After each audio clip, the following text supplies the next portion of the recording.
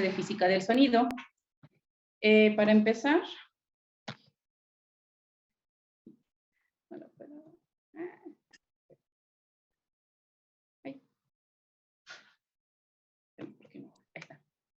vamos a empezar como tal igual con unas definiciones que encontré justamente en la bibliografía que nos expusieron. Primero que nada, pues hay que definir lo que es la parte de audiología. Esta va a estudiar de forma general lo que es la percepción del sonido por el oído humano. Ya como veremos, pues más adelante vamos a ver todo lo que va a componer este estudio o cómo lo vamos a como tal igual realizar. Pero para poder llegar justamente a esa parte de ese estudio, pues necesitamos conocer pues como que lo básico, que es básicamente el sonido. El sonido lo podemos definir como un movimiento vibratorio que va a tener lugar al ponerse en movimiento ciertos cuerpos. Estos cuerpos tienen que tener ciertas características. Normalmente pueden ser elásticos, láminas, varillas, membranas o cuerdas, y que van a transmitir a través de, van a irse como propagando a través de ciertos medios. Estos medios o cuerpos pueden ser sólidos, líquidos y gases. Como les comentaba,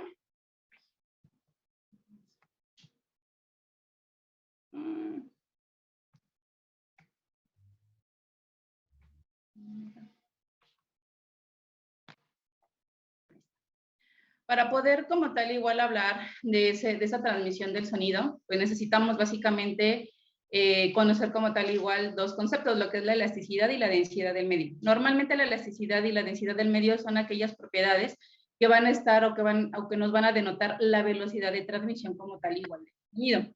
Como ya lo comentamos, normalmente cuando se produce un sonido debe de haber una vibración de algún cuerpo y al momento de que se va pasando a través de ese medio, va a depender mucho de las moléculas que estén interaccionando entre sí. Si nosotros recordamos un poco lo que es la parte del aire, en el aire las moléculas están un poco más dispersas.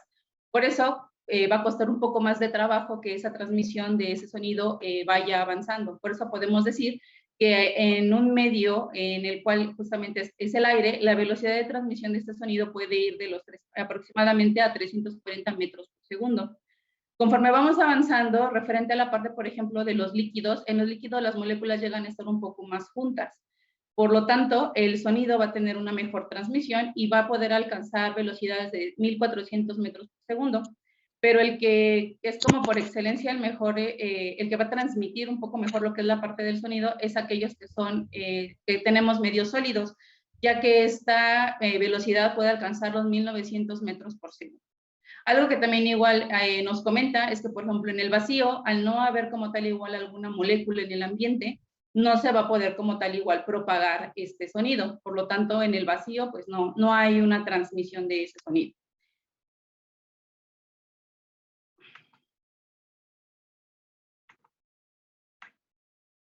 La propagación sonora, como les comentaba, pues primero que nada tenemos que hacer lo que es la vibración de un cuerpo. Este cuerpo justamente va a generar cierta onda en la cual se va a empezar a desplazar y vamos a seguirla como tal igual transmitiendo. En este caso, bueno, ponen el ejemplo a través de las moléculas de aire. Esto nos va a generar como tal igual una propagación. Nos dice que esta propagación va a llegar a un punto en el que va a dejar como tal igual de transmitirse. Esto va a depender sobre todo de la fuerza con la que se inició originalmente esa propagación. A este movimiento como tal igual se le conoce como onda sonora. Si nosotros juntáramos como tal igual las principales o las primeras ondas sonoras, a esta se le va a conocer como frente de la onda sonora. Para poder, como les comentaba, ya vimos un poquito más o menos cómo están las propiedades como tal igual del medio en el cual se va a conducir el sonido. También tenemos que conocer qué propiedades son las que tiene que tener el cuerpo, que es el que va a entrar en vibración. Para esto nos hablan de tres principales conceptos. Uno es la inercia, la elasticidad y la disipación.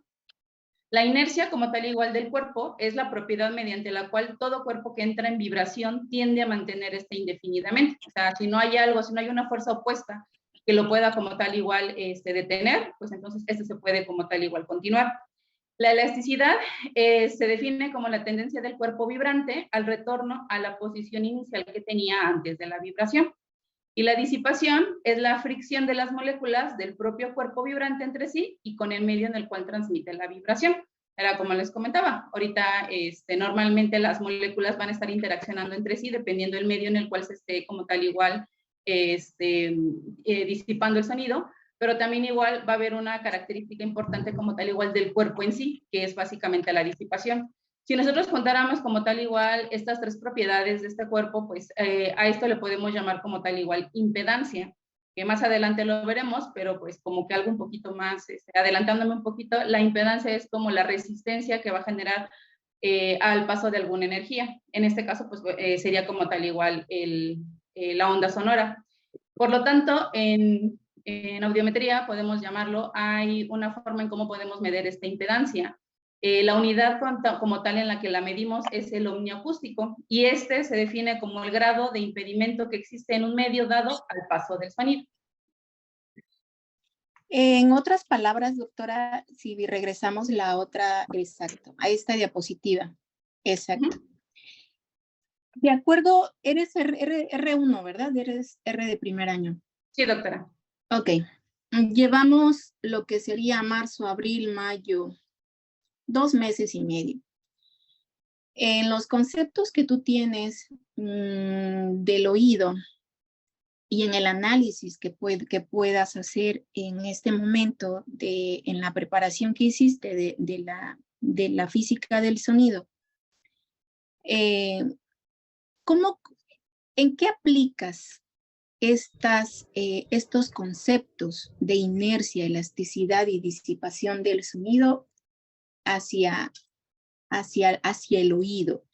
No específicamente en cuanto a mediciones y en cuanto a estos conceptos que, bueno, se escucharon bien, pero en una forma más de comprensión. ¿Cómo comprendes esto? ¿Cómo lo aplicas al oído?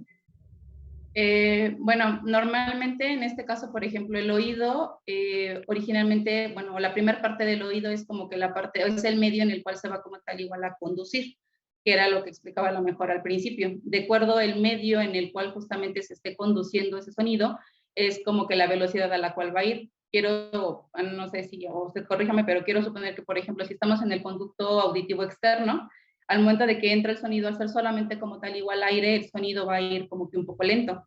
Al momento de que choca con la membrana timpánica y empieza a transmitir a lo que son la parte de los huesecillos, al ser ya como tal igual, como sea una membrana o sea como tal igual algo sólido, ya va a tener una conducción a lo mejor como que un poquito más, más rápida. ¿Qué te representa la membrana timpánica? Algo que nos puede amplificar el sonido. Abigail Reyes, ¿qué te representa la membrana timpánica? De acuerdo a estos conceptos.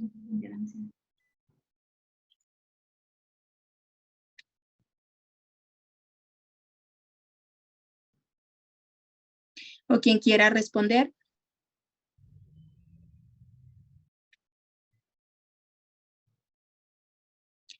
Como bien lo explicó su compañera, estamos pasando de un medio aéreo a otro medio. ¿Pero qué te representa la membrana timpánica? Adelante, ¿quién iba a hablar?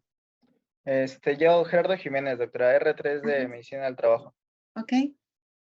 No sé si su pregunta va enfocada a lo que es inercia, que es, bueno, debido al proceso evolutivo que tiene el hombre, pues se escogió el medio de aire para propagación. La elasticidad viene siendo lo que es la membrana, debido a que tiene la tendencia vamos, a vibrar o a tener esta capacidad de elongación en la membrana, y la disipación ya es propiamente la traducción de los tres huesecillos hacia lo que ya es el oído interno. No sé si a esto se refería usted, doctora. Ok, pero de acuerdo a los conceptos que ahorita estamos manejando, están bien tus conceptos, pero en forma generalizada, doctor, ¿qué te representa todo esto de acuerdo al recibir la membrana timpánica, el impulso sonoro o a la onda sonora? ¿Eso sería como tal igual la impedancia, doctora?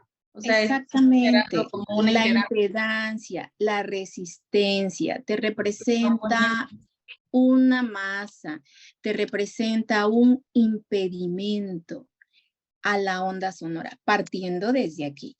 O sea, En cuanto a lo que comentó el doctor, a la elasticidad, el sinónimo que mejor podemos usar es el movimiento que va a tener la membrana timpánica con la cadena de huesecillos al paso del sonido, pero eso lo vamos a ir viendo más adelante. Entonces, me voy deteniendo un poquito más porque el concepto tiene que quedar claro desde ahorita.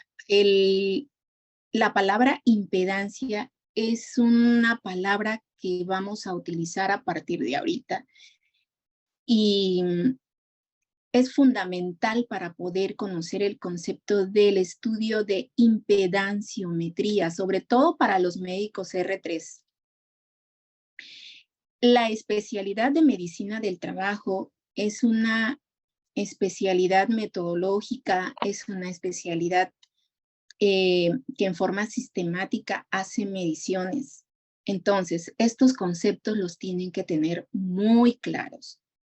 Sobre todo cuando ustedes reciban un paciente con estudios de timpanometría o impedanciometría. Timpanometría e impedanciometría es lo mismo. Es el estudio que valora el oído medio. Es un estudio específicamente de oído medio. ¿En qué trabajadores se aplican estos?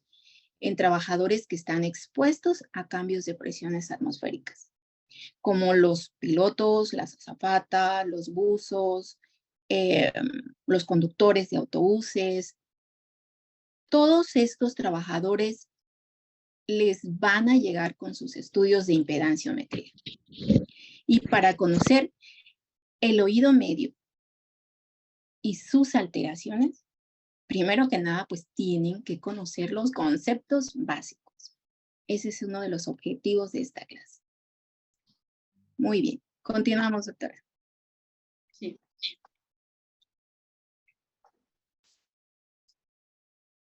Entonces vamos a hablar ahora como tal de lo que es una onda sonora. La onda sonora va a estar determinada como tal igual por es básicamente una vibración. Nos ponían como tal igual el ejemplo de una varilla que se puede ver en la parte de aquí arriba, que nos comentaba que si esta varilla se movía, por ejemplo, estaba en una posición neutra que viene siendo la parte de la O, si se movía o se desplazaba hacia lo que es la parte de la A y regresaba nuevamente a la parte de la O, a eso se le conocía como como media onda de frecuencia. Si nosotros queríamos como tal igual ya tener un ciclo completo, entonces esa misma varilla que estaba justamente como tal igual aquí en posición neutra, la hacíamos básicamente en este caso pues vibrar, pasaba del modo A hasta el modo B y volvía a regresar nuevamente. Al hacer como tal igual este movimiento, ya se está generando completamente una onda completa o un ciclo como tal igual completo. Que si lo representamos en la gráfica que está en la parte de aquí arriba, justamente el primer movimiento que es de la parte neutra a la parte que hacemos vibrar hacia A y que se regresa, está como representado por la parte de arriba, o sea, sería el hemiciclo, por así decirlo, de la parte de arriba, y al momento de que se mueve o se desplaza hacia hasta el lado B y vuelve a regresar hacia lo que es la parte neutral, entonces se corresponde como tal igual como con la otra parte como tal igual de esa onda. Entonces, a esto como tal igual se le llama que corresponde a un ciclo completo. Esta onda o esta formación de esta onda como tal igual sonora también igual va a tener ciertas características, a la cual, bueno, una de ellas es la intensidad. La intensidad es el equivalente a la fuerza que tenga el movimiento vibratorio. Básicamente nos comenta que esto lo podemos medir, por así decirlo, es la altura de cada hemiciclo, o sea, C, que viene siendo básicamente esta parte de aquí, que es la que va de C a D o de D a C. Esa es la intensidad. Nos comentaban que una forma de pues acordarnos de, por ejemplo, como que la parte coloquial, que vendría siendo la forma subjetiva de cómo nosotros lo llegamos como tal igual a medir, es como hablar de volumen. O sea, intensidad es lo mismo que volumen, pero el término, vaya, correcto, viene siendo intensidad y la forma en cómo nosotros percibimos de forma subjetiva es el volumen. La otra característica es la frecuencia o es el tono. La frecuencia es el número de vibraciones dobles que tenga lugar durante el periodo de un segundo. En este caso, como yo les comentaba, o sea, si nosotros tenemos una una onda que va justamente, tiene que, para poderse cumplir como tal igual un ciclo, pues tiene que empezar desde aquí, sube, baja completamente y otra vez vuelve a estar como tal igual en el punto neutro. A esto tenemos que contar cuántas, como en la parte del eje de las X se van a estar poniendo lo que es la parte del tiempo, tenemos que medir cuántas de estas ondas van a estar entrando como tal igual en un segundo. Si por ejemplo nada más tuviéramos un segundo, vamos a llamarlo hasta aquí, solamente está entrando como tal igual una onda. Pero si nosotros alargáramos como tal igual un poquito más hacia acá, que el segundo quedara hasta por acá, pues necesitamos igual ver cuántas ondas completas van a caber en ese segundo. A eso se le llama como tal igual frecuencia, y también igual la forma en cómo nosotros la vamos a percibir se le conoce como tono. Otra de las características que también igual llega a tener esta onda es el timbre. Este timbre nos va a indicar la calidad del sonido. Normalmente nos comentan que el sonido, vamos a tener como tal igual tonos puros o simples, que son aquellos que van a estar generando solamente un tipo de onda. De hecho, comenta que pues es muy difícil poderlos encontrar en la naturaleza, porque normalmente en la naturaleza encontramos tonos complejos. Solamente aquellos que nos pueden generar un tono puro o simple, pues es el diapasón, que es el que nos va a dar la característica de esta onda. Y los tonos complejos, como tal, son aquellos que va a ser como la unión de varios tonos. Por ejemplo, en este caso, pues el ejemplo de la flauta, en el cual, pues si nosotros nos damos cuenta realmente, nuestras ondas no se parecen como que a las ondas que están arriba, sino que estas depresiones que llegamos a tener en la onda son los que nos van a estar diciendo que tenemos ya un tono complejo, porque son como varias cantidades de tonos. Y otra característica que también igual tiene la onda sonora es la longitud de la onda. Esta va a ser la distancia entre dos zonas de máxima o mínima presión, que básicamente sería, está dada por esta parte de entre la E y la F, en la gráfica que tenemos en la parte de arriba, y también igual esta va a estar pues determinada por la frecuencia en relación inversa. O sea, quiere decir que si tenemos mayor frecuencia, va a ser menor la longitud de onda, y viceversa. Dentro de la onda sonora también igual vamos a tener como tal igual otros conceptos, sobre todo como ya lo veíamos, lo que era la parte de los tonos, algo que se llaman sobretonos, y también igual algo que se llama armónicos. Los sobretonos van a ser los tonos como que de mayor frecuencia que podamos tener de un tono base, que el tono base vamos a llamarlo, es un tono fundamental, que es el tono de más baja frecuencia. Y como que paralelamente vamos a tener los armónicos, que los armónicos van a ser siempre, normalmente va a ser el primer armónico, es como va con el tono fundamental, y los armónicos superiores son los que van a ir subiendo conforme van avanzando los sobretonos. Entonces, por ejemplo, comentaba que normalmente, bueno, nos ponía el ejemplo de si tenemos, por ejemplo, unas frecuencias de 440 Hz, lo consideraban como, por ejemplo, se puede considerar como tono fundamental porque es uno de los más bajos, y para este tono fundamental va a ser su primer armónico como tal. Si nosotros sacamos como tal igual el múltiplo de esos 440, que serían 880 Hz, ese va a ser como tal igual el segundo armónico, y si volvemos a sacar nuevamente el múltiplo, serían 1320 Hz, que sería como el tercer armónico. Y ya nada más igual para los demás tonos, como el primero fue el tono fundamental, los siguientes o los consiguientes se conocen como primer sobretono o segundo sobretono. La onda sonora, la forma como tal igual en cómo nosotros podemos como tal igual medir esta onda es a partir de un osciloscopio, que normalmente ahorita son como tal igual digitales. Aquí les puse la imagen de y nos dice que también igual esa onda sonora, ya cuando las empezamos como tal igual a reunir o que llegaran a ser varias, vamos a obtener algo que se llama sensación musical. Esta sensación musical son cuando los tonos están relacionados, produciendo una sensación agradable como tal igual al oído. Por eso es que pues nos agradan ciertas canciones, o más bien cierta música, por así decirlo. Pero si estos tonos empiezan a suceder anárquicamente, o sea, que estén como que disparejos, que no lleven como tal igual una sincronía, es a lo cual nosotros vamos a conocer como tal igual, como ruido.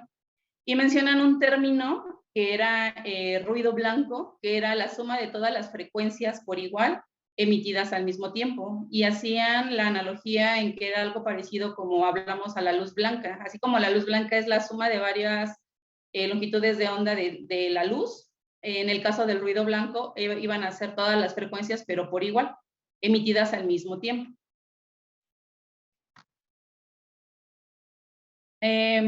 Si seguimos avanzando como tal igual y dejando ya un poquito de lado lo que son las ondas, vamos a tener entonces ahora que ya vamos a empezar a generar como tal igual un sonido, y este sonido va a generar como tal igual, va a generar fenómenos, que son los fenómenos del sonido. El primero es la reflexión. Esto quiere decir que es la propiedad que posee la onda sonora de volver al punto de origen en condiciones apropiadas, al chocar contra un cuerpo. El mejor ejemplo de la reflexión nos manejaba que era el eco, ya que el eco justamente pues empieza a propagar como tal igual el sonido, pero va a llegar un punto en el que se va a chocar, sobre todo con lo que son, normalmente lo podemos escuchar en lo que son montañas, donde hay como relieves, y el momento de que choca vuelve a regresar. Entonces es como si alguien nos estuviera contestando, pero como con el mismo sonido. A eso se le llama reflexión. La refracción es la desviación de las ondas sonoras al pasar de un medio de diferente densidad. El ejemplo que nos ponían aquí era la reverberación, que comentaban que este era más bien como un término utilizado en ingeniería civil y que era una propiedad sobre todo cuando empezaban ellos a generar o a crear las aulas de audición. En este caso, pues me viene a la mente, por ejemplo, el Auditorio Nacional, que cuando lo construyeron o cuando se construyen ese tipo de salas, es la propiedad que tiene justamente el sonido de chocar en las paredes o en el techo y de que éste se llegue a absorber.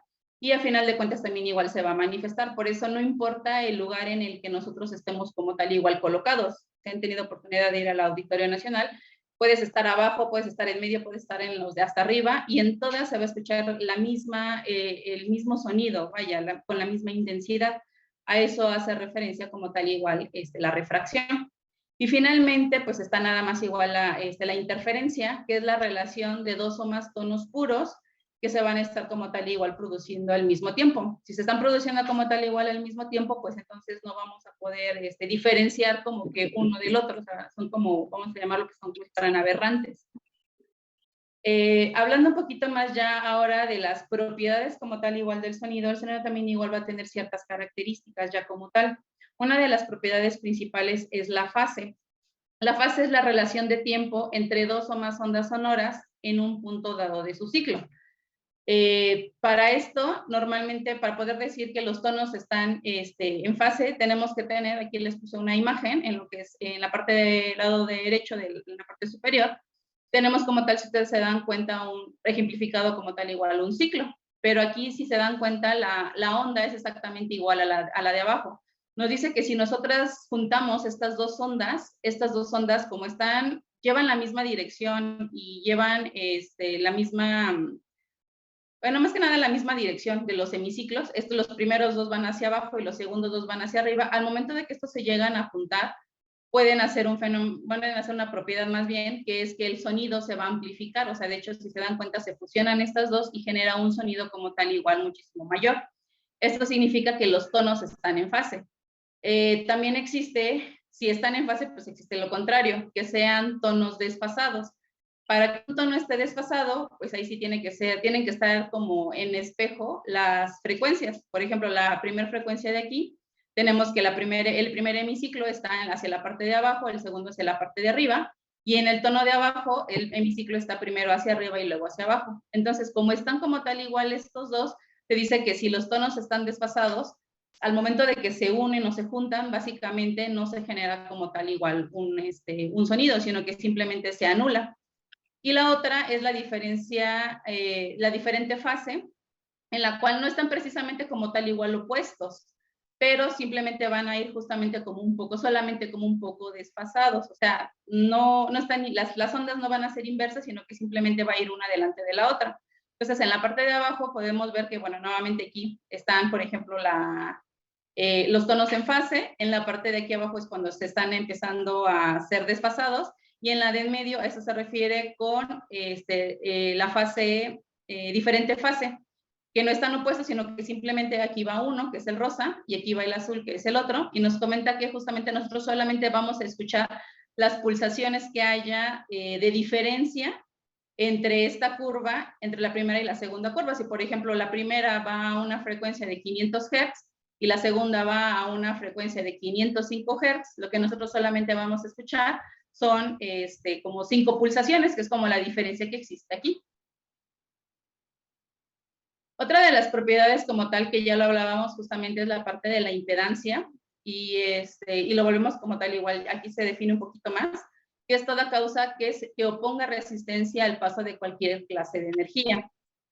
Básicamente en este caso sí sería la resistencia a la vibración sonora, y bueno, como ya lo había comentado, pues aquí interfiere el oído medio, que es como que manejaba que era como el principal centro donde se lleva a cabo esto. La resonancia, que es otra propiedad del sonido, es la capacidad que puede tener un cuerpo hueco para que el aire que contiene entre en vibración por simpatía, cuando en las proximidades se encuentra un productor de vibraciones sonoras. Básicamente en esto pues nos habla de que para que haya una resonancia debe de haber como 2 características: quién lo produzca y quién lo pueda como tal igual conducir. Al que lo produce se le llama resonador, y al que lo puede conducir se le llama resonante. Nos comentaba que, por ejemplo, para este fenómeno de resonancia se podía observar en el cuerpo humano, en los senos faciales, en la faringe, en la boca y las fosas nasales. Básicamente estos eran los resonantes, y el resonador, por ejemplo, pues son las cuerdas vocales. Para poder también igual explicar esta propiedad como tal igual del sonido de resonancia, pues nos ponen el ejemplo del matraz de Helmholtz, en el cual justamente nosotros ponemos un diapasón en la entrada de este matraz, que sus características es que primero que nada tiene un cuello como tal un poco más chico que como el cuerpo. Entonces al empezar a hacer vibrar como tal igual este diapasón, va a haber ciertas fuerzas que se van a oponer a que estas ondas empiecen como tal igual a propagarse. Una de ellas es la masa de aire, que la masa de aire es básicamente aquello que va a estar contenido en el resonador que es el cuello de nuestro matraz. Después va a haber otro que se llama impedancia por masa, que esto básicamente va a estar determinado por la elasticidad del aire, pero este ya es del aire que está dentro como tal igual de nuestro contenedor. Y finalmente la impedancia y finalmente el rozamiento, que va a estar determinado pues por las mismas paredes rígidas como tal igual de quien está conteniendo como tal igual a ese sonido, y eso también se le conoce como impedancia por rozamiento. Entonces, si nosotros juntamos como tal igual la impedancia de masa, que en este caso es, por ejemplo, aquella fuerza que impide que no se propague bien el sonido aquí en el cuello de nuestro matraz, y si le sumamos la impedancia de elasticidad, que es todo la resistencia que puede llegar a haber dentro como tal igual de nuestro recipiente, a eso se le conoce como tal igual como reactancia. Entonces, una vez que tenemos como tal igual la reactancia, que va a estar justamente determinada por esas 2 propiedades, vamos a tener también una reactancia de masa y una reactancia de elasticidad. La reactancia de masa nos dice que esta es directamente proporcional a la frecuencia. O sea, si nosotros lo quisiéramos ver, por así decirlo así, va a haber, al haber más vibraciones, va a haber como tal igual más resistencia. Y normalmente se van a oponer al paso de los tonos agudos. Aquí en esta gráfica les pongo cómo es justamente la ejemplificación de las ondas de frecuencia como tal igual agudas, y en la parte de abajo cómo son como tal igual las graves. Si se dan cuenta, pues las agudas van como que más juntas, las graves son como tal igual un poco más separadas. Entonces, en la reactancia de masa, lo que va justamente a oponer o lo que se va a estar como que oponiendo más fácilmente, pues es hacia los tonos agudos. Y en la reactancia de elasticidad, esta es inversamente proporcional como tal igual a la frecuencia, lo cual nos quiere decir que menos resistencia al paso del sonido cuando más agudo sea En este caso, pues básicamente lo contrario también igual a lo agudo, pues es lo grave. Entonces la reactancia de elasticidad más bien se va a oponer al paso de los tonos graves. Y bueno, ya como habíamos visto otro de las propiedades del sonido, que era el rozamiento, ese va a ser independiente de la frecuencia, ese no tiene nada que ver con la frecuencia. Las únicas que tienen que ver con las frecuencias es la reactancia de masa y la reactancia de elasticidad. Y como tal igual, entonces... A ver, aquí ya vamos a hacer una pausa. A ver, regrésate a la diapositiva donde tienes la onda sonora. Ahí, por ahí. La anterior. ¿En esta? Ajá. Ok. ¿Cómo se mide? ¿Cuál es la unidad de medida del volumen? Del volumen. cuando finalmente ya cuando mides la intensidad y es percibida por el oído humano, ya tiene una unidad de medida. ¿Cómo se llama? Decibeles. Decibel. ¿Esto lo traes más adelante? No, doctora, no lo puse. Bueno, eso también debiste ponerlo un poquito después de esta diapositiva. Ok. ¿Cuáles son, te pregunto a ti, cuáles son los tipos de frecuencias que ya siendo percibidas por el oído humano y de acuerdo al número de vibraciones que se llevan a cabo durante un periodo de tiempo, conoces? O sea, ¿cuáles identificas? Pues son las frecuencias que se encuentran dentro del habla, que sería de la de 250 Hz. ¿Cuáles son? No tanto a las... Ok, frecuencias, 250 Hz. ¿Qué más? De 250 Hz, de ahí se puede percibir también, bueno, empiezan igual como en múltiplos, que es de 500, la de 1000, que era como, bueno, la mencionaban que era como la intermedia, la de 2000, 4000 y 8000. Ok, ¿y tonos? ¿Qué tipo de tonos conoces? Tonos, que serían como tal igual los agudos y los graves. Tonos graves y tonos agudos. ¿Alguien conoce otro tono? De los R3.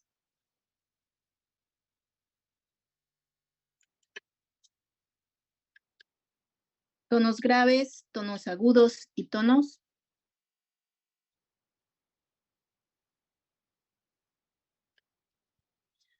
medios.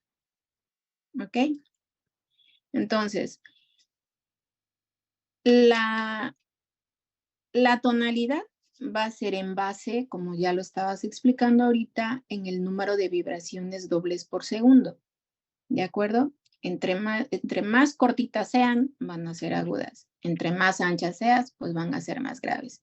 Y las intermedias, pues van a ser las frecuencias o los tonos medios. ¿Cómo se miden las frecuencias? Dependiendo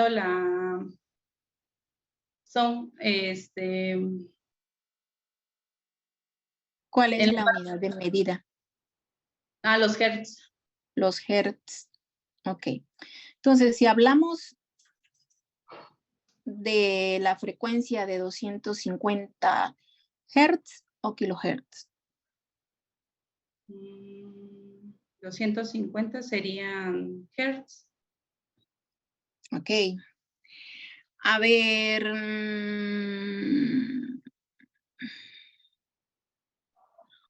Juan David Solís, ¿qué R eres?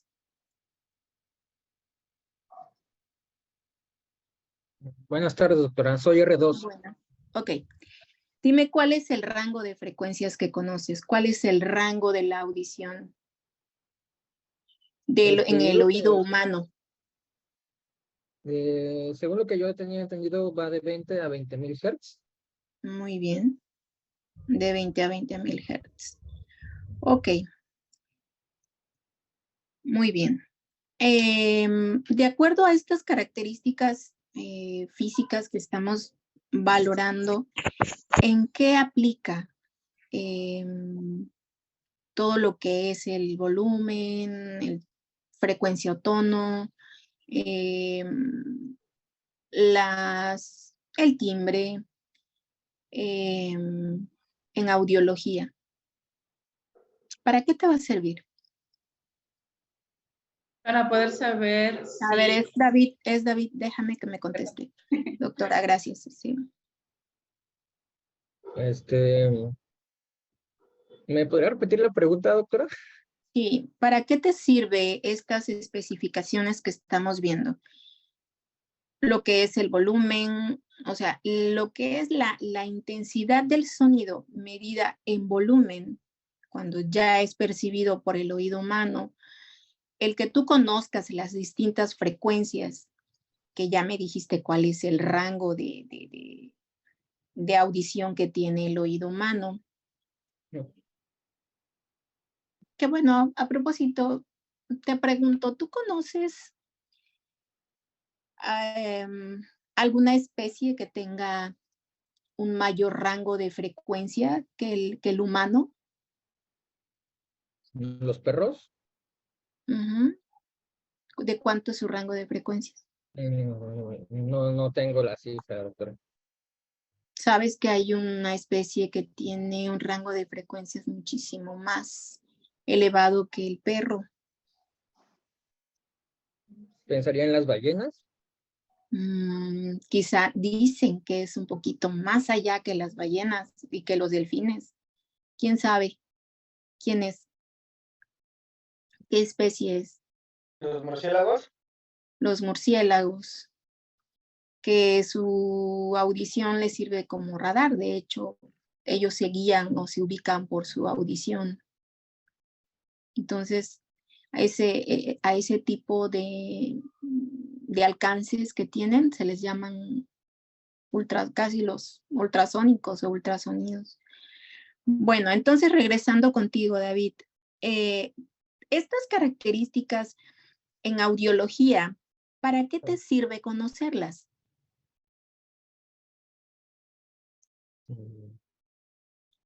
Porque conociéndolas vamos a poder identificar los diferentes tipos de patologías que puede presentar el oído de un trabajador. ¿En qué parte? Mm, ¿En qué parte de la función?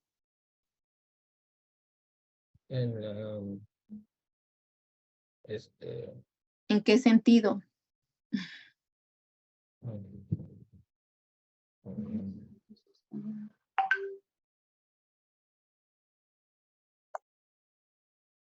¿En qué estudio?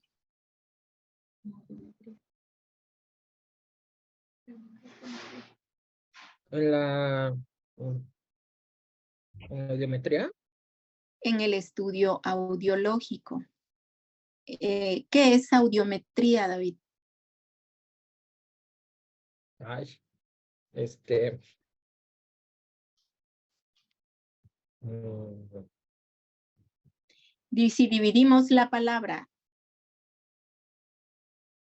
desde la el punto de medición, vista etimológico, metros, ¿qué significa? medición, Medida. Y audio, sonido, pues audición. Ajá. Entonces, ¿es qué? la medición de la audición. Es la medida de la audición. Exacto. Entonces, ustedes tienen que saber identificar qué es lo que van a evaluar en un estudio audiométrico. Y ese va a ser parte de su pan de cada día. Por eso es indispensable que ustedes sepan o conozcan la audición y sus alteraciones, porque en ustedes va a recaer la CPP o el reconocimiento de las actividades, de las enfermedades profesionales, como son los traumas acústicos, tanto agudos como crónicos, las enfermedades inducidas por ruido, y tienen que identificar, tienen que saber interpretar un estudio audiológico. El estudio audiológico consta de la audiometría con sus vías aéreas y óseas y el estudio de logoaudiometría. Y para que ustedes sepan interpretarla, obviamente tienen que conocer primero, pues todas estas características, qué es el volumen, cómo se mide, cuáles son las frecuencias, identificarlas. Si en algún momento llegan a rotar aquí en audiología, se les hace un estudio de audición para que puedan identificar cuáles son las frecuencias graves, cuáles son las medias y cuáles son las agudas. Ahora, una de las cosas que mencionaba su compañera es que decía, hay menor impedancia a las frecuencias agudas. Esto es muy grave. ¿Por qué? porque hay menor resistencia a los sonidos o a los tonos agudos. Y si ese sonido pasa directamente del oído externo al oído medio, porque la resistencia está disminuida, porque desde el punto de vista de la propiedad, de las propiedades que ya estamos analizando, pasan directamente a la primera vuelta basal de la cóclea, que es el sitio de donde, que pasa de un medio aéreo a un medio líquido, que es del oído medio al oído interno. Lo vamos a ver más adelante, pero es la primera parte donde se analizan, donde está el análisis frecuencial de la parte aguda de la audición. Por eso son las primeras frecuencias que se dañan al exponerse al ruido. Y hay muy poquitas células ciliadas. Por eso uno de los objetivos de ustedes es la prevención. Cuando estén, ya sean médicos especialistas, donde quiera que trabajen, tienen que tener sus programas de prevención en las empresas donde lleguen a trabajar. Entonces, pero es importante el que conozcan por qué y cómo se provoca el daño auditivo. Bueno, regresamos a las otras, doctora. Sí. Ok. La que sigue. La que sigue. Ok. Aquí comentabas acerca de los ruidos, las sensaciones musicales y el ruido blanco.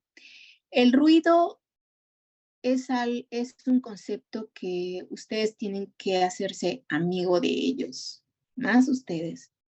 Hay varios tipos de ruido. Cuando veamos el tema de trauma acústico, van a ustedes a conocer cuántos tipos de ruidos hay. En audiología se utilizan varios tipos de ruidos, como es el ruido blanco, el ruido de banda ancha, el ruido de banda estrecha, para poder enmascarar el oído contralateral en un estudio audiológico, cuando la diferencia entre un oído y el otro es de 40 decibeles en la audiometría, porque de lo contrario, el paciente está lateralizando en el oído sano.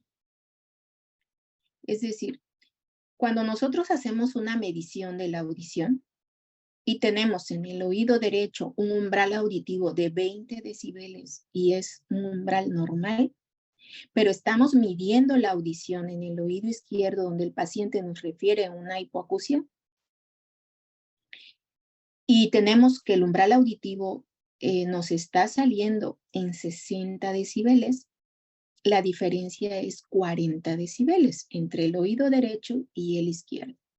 Entonces, lo que hacemos es poner un ruido blanco o un ruido de banda ancha en el oído derecho para poder enmascarar ese oído, para poder cubrirlo y entonces volver a pasar los sonidos del lado izquierdo para poder medir nuevamente la audición, pero cubriendo el oído sano.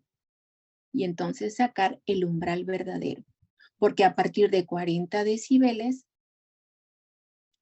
el sonido ya es, o sea, el sonido no solamente viaja directamente como nosotros lo hacemos, que es a través del oído externo, la vía aérea, a través de los audífonos, sino que ya es capaz de poder viajar por vía ósea y lateralizar.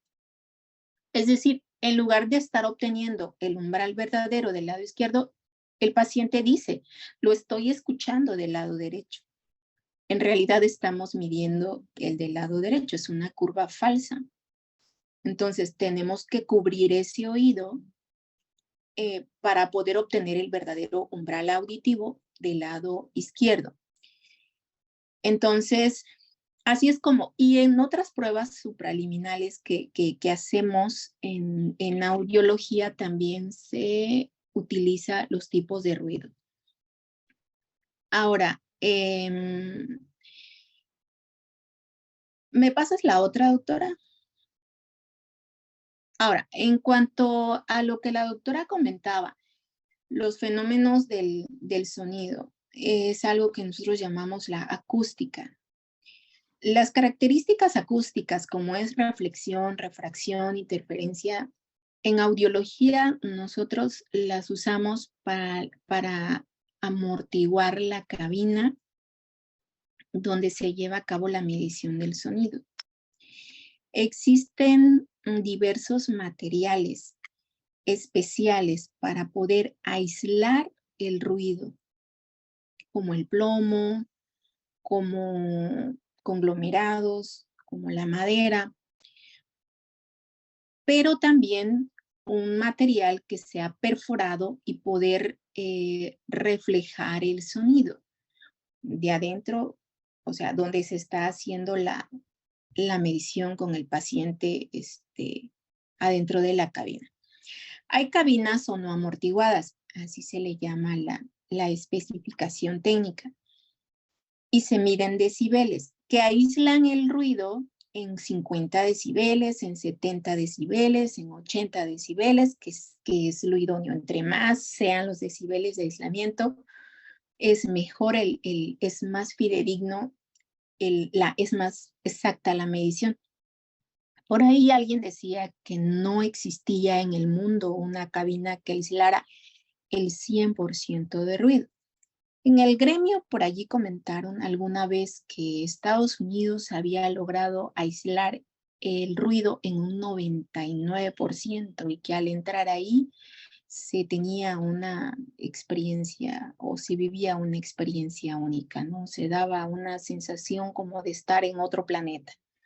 Pero bueno, yo nunca he estado en un lugar de esos, pero en el IMSS, nuestra cabina tiene un aislamiento de aproximadamente 55 decibeles, aproximadamente. Entonces, entre más aísle el ruido, mucho más pesada es. Y como información cultural, cada vez que nosotros vamos a un concierto o en algún lugar a una iglesia, y que nosotros o algún auditorio o algún teatro, entre mejor sea comprensible lo que estamos escuchando, inteligible, significa que la acústica de ese lugar pues fue cuidada por los ingenieros en acústica que acondicionaron el lugar con el material específico para poder reflejar el sonido. Yo siempre a todos los compañeros les comparto mi experiencia de que, bueno, en Jico, en el convento de las Madres Benedictinas, hay una iglesia que tiene una arquitectura minimalista y que tiene una acústica muy especial. Allí hay un coro de las Madres Benedictinas que cantan en latín o interpretan cantos gregorianos los domingos. Es una estimulación multisensorial, digo, porque aparte tiene unas entradas del sol hacia el altar mayor muy espectacular, por decirlo así, ¿no? Bueno, a mí me agradó mucho y es una buena estimulación tanto visual como auditiva. Cuando alguien tenga oportunidad de visitarla, pues se los recomiendo. Su compañera ponía el ejemplo del Auditorio Nacional. Quienes hemos acudido, pues sabremos que cada experiencia de visitarlo, pues es única porque es muy buena acústica. Aquí en Veracruz, en el World Trade Center, la acústica no es tan buena. Pero bueno, consiste en estas especificaciones. ¿La que sigue, doctora? ¿La que sigue? Y bueno, la impedancia, volvemos a lo mismo, es la resistencia al paso del sonido. El sonido entra por el oído externo y la resistencia que representa el complejo tímpano-osicular es fundamental. Primero que nada, para físicamente las frecuencias graves tienen mayor resistencia que las agudas. Sin embargo, las agudas pueden ser más dañinas. Y la resonancia, pues, es la que le da la calidad al sonido. La armonía, el timbre, a lo que escuchamos. Y no solamente la resonancia está dada por la constitución que tiene el oído externo, sino también todo donde tenemos cavidades, la nariz, los senos paranasales y demás. Bueno, la que sigue, doctora. Esta es una analogía que el cuello está representado por el oído externo y el cuerpo por el oído medio. Volvemos a lo mismo. La movilidad que tiene la membrana timpánica con el complejo tímpano-osicular va a ser directamente proporcional, tanto por la intensidad del sonido que entra, como por el tipo de frecuencia. Entre más alto sea el sonido, más rígida se va a poner la membrana timpánica, mayor va a ser la impedancia como una manera de protección o de atenuación. La que sigue, doctora. Ok, creo que aquí nos quedamos. Ok, ¿cuántas te faltan? Ya, son poquitas, doctora. Esas. Ok. Las dos. Ok, adelante. Ya nada más igual comentar que dentro de justamente las propiedades del sonido, en el conducto auditivo externo, pues comentaba que entraba en resonancia con el tono 1000, que por eso era como una de las frecuencias como que más importantes que se tenían, y donde encontrábamos menos resistencia al atravesar el aparato de transmisión. Y está en medio de la zona tonal de la audición de la palabra, este tono de 1000. Y la impedancia del oído como tal, o sea, esa resistencia justamente iba a estar determinada por diferentes valores. Si cambiábamos, bueno, de hecho aquí venía la fórmula de la impedancia, y si vemos los componentes de ella, pues está representada lo que es la fricción, la masa, la rigidez y la frecuencia. Entonces decía que si nosotros modificábamos una de estas condicionantes, pues por ende la impedancia también igual, o puede ser que incrementara o puede ser que disminuyera.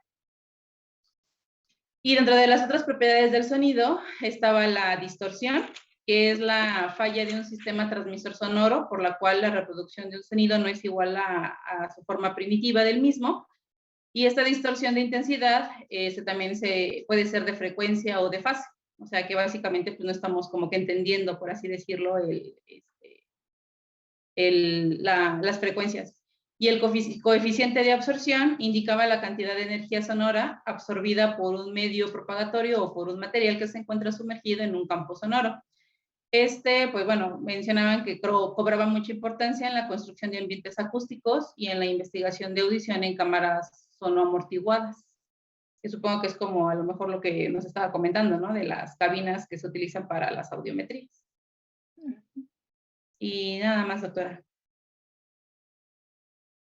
Muy bien.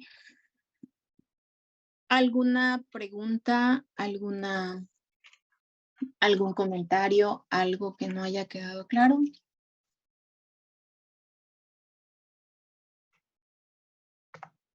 Es ahora algo bien importante. Cuando se refieran a la especialidad, háganlo como audiología, ¿ok? No audiometría. Audiometría es el estudio.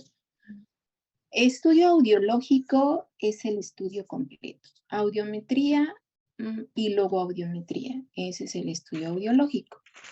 La audiometría tiene dos vías, la vía aérea y la vía ósea.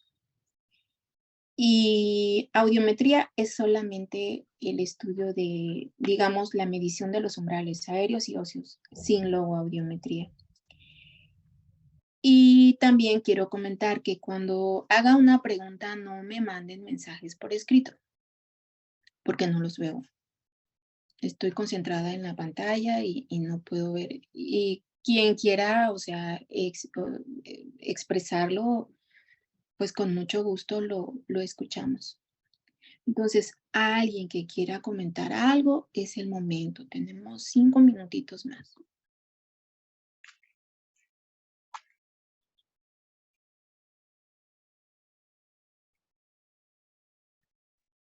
Yo, doctora, nada más que en cuanto a las demás clases, la bibliografía, pues era la bibliografía sugerida, ¿no? Del libro de Sebastián, pero ¿sugiere alguna otra para complementarlas también?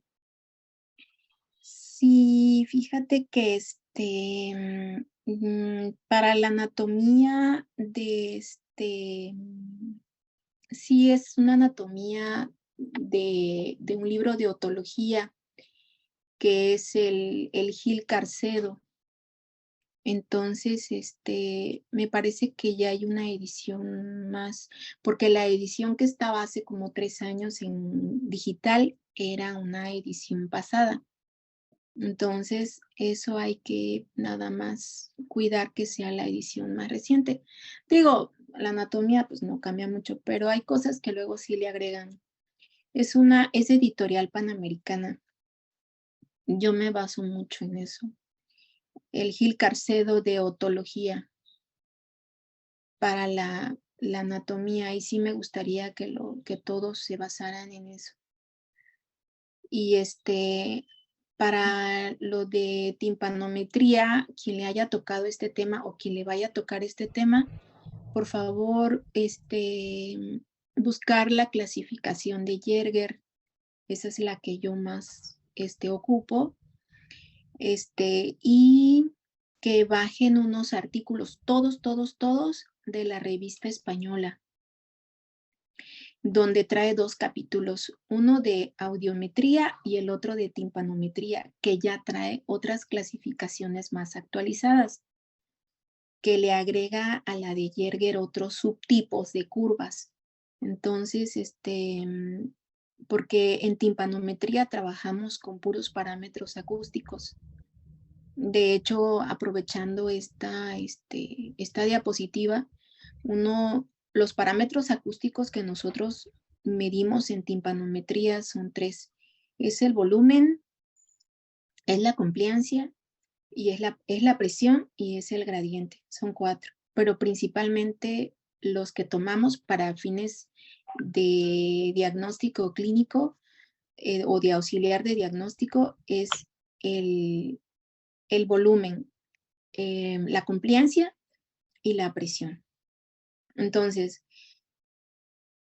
esos 3 parámetros es el que se usa para poder clasificar las curvas para la timpanometría. Entonces, eso es fundamental que ustedes se las tengan, pero súper dominadas. De hecho, yo a mis residentes acá les digo que se hagan como cuando rotan aquí conmigo, como un mini álbum de bolsillo, porque luego se les olvida, doctores, cuando llegan al operativo, se les olvida. Entonces, y eso ustedes lo van a manejar cuando les llegue el expediente de sus pacientes, para que sepan cuándo es una timpanometría normal y cuándo es anormal. Y es con base en la presión de oído medio. Por ejemplo, aprovechando esta diapositiva, hay un parámetro que nosotros llamamos compliancia. Y la compliancia es la máxima movilidad del complejo tímpano-osicular. Esa es la compliancia. Es la máxima movilidad del complejo tímpano-osicular. Y ese tiene su medición, su valor. Entonces, cuando los valores, y Yerger toma esos valores y los españoles hicieron una subclasificación. Hay varias clasificaciones, pero mi escuela ocupa la de Yerger y esa es la que yo ocupo para hacer mis diagnósticos. Y he ocupado algunas subclasificaciones de los españoles, que está actualizada. Y la presión del oído medio también, la presión se mide en decapascales. La presión normal del oído medio es entre menos 50 y más 50 decapascales y la presión del oído medio está dada por la apertura y el cierre de la trompa de Eustaquio. Todo lo que se rebase de menos 50 a más 50 es patológico. Por ejemplo, ustedes no pueden mandar a trabajar a un paciente conductor de autobuses que viaja a la Ciudad de México o a un lugar alto con una presión de oído medio de menos 120 decibeles, decapascales, perdón. Es una presión de oído medio de tipo cerrado. O una presión de 200 decapascales, porque es una trompa de Eustaquio que está abierta. Si lo expones a un cambio de presión atmosférica, le puedes provocar un vértigo, un barotrauma o una ruptura de la membrana timpánica. Entonces, hay que dominar estos conceptos. ¿Sale? Bueno, ¿otra pregunta?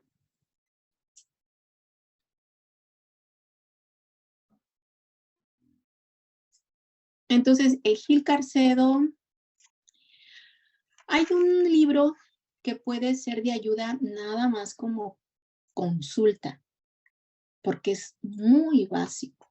Es el de audiología básica, creo que se llama así, de Poblano, Editorial Trillas. Entonces, nada más así como que de hecho, es muy barato ese libro, pero es bueno porque es muy básico. Es un libro de consulta para los médicos residentes de audiología. Editorial Trillas de Poblano. Es el doctor Poblano. El del Sebastián y el Gil Carcedo. Por lo pronto, esos tres. Y algunos artículos. Pero para la anatomía empezamos con el Gil Carcedo. Entonces, el próximo lunes empezaríamos ya con anatomía del oído y empezaríamos con oído externo hasta donde avancemos. Quizá ese tema nos llevarían 2 clases, porque oído medio es extenso y oído interno también. ¿Sale? Bueno, a estudiar todos, por favor. Bueno, ¿alguien más? ¿Alguna duda, alguna pregunta? Bueno, entonces, pues Liz, no sé si estás por ahí todavía. Sí, doctora, buenas tardes. Aquí estaba entre que escuchaba y contestaba unos correos, pero aquí. Bueno, Anisa, pues yo creo que es todo. Y pues, gracias a todos por permanecer. Sí, gracias, doctora, por las observaciones y, bueno, las indicaciones que ellos pues, ya saben, estar ahí pendientes para el próximo lunes. Gracias, doctora. Ok, pues así quedamos entonces. Bueno, que tengan buen inicio de semana. Gracias. Gracias, doctora. Igualmente, Sí, Gracias. de nada, hasta luego.